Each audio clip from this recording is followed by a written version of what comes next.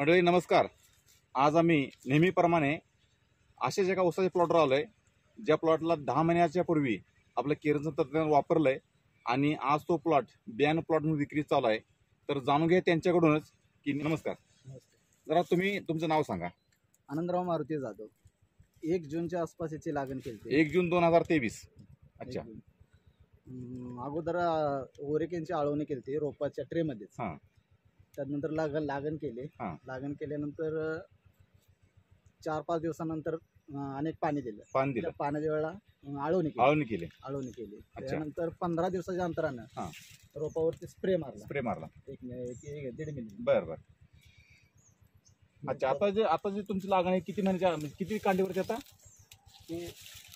17-18 कांडीवरती लागण आहे.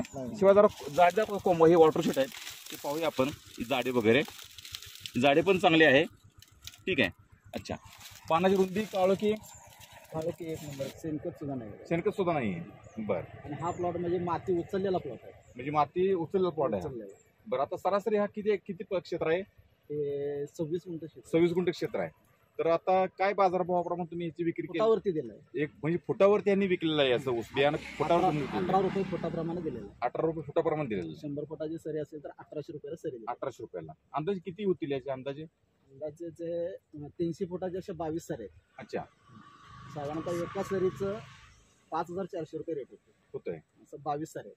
22 सरी द्या म्हणजे 22 × 5400 म्हणजे 1.25 लाख रुपयाच्या आसपास याचं उत्पादन तुम्हाला नक्की होईल. ओके. मग ही केरनचं तंत्रज्ञान वापरून तुम्ही समाधान आहे? अजून तुम्ही कोणत्या पिकाला वापरताय? द्राक्ष पिकाला वापरतो.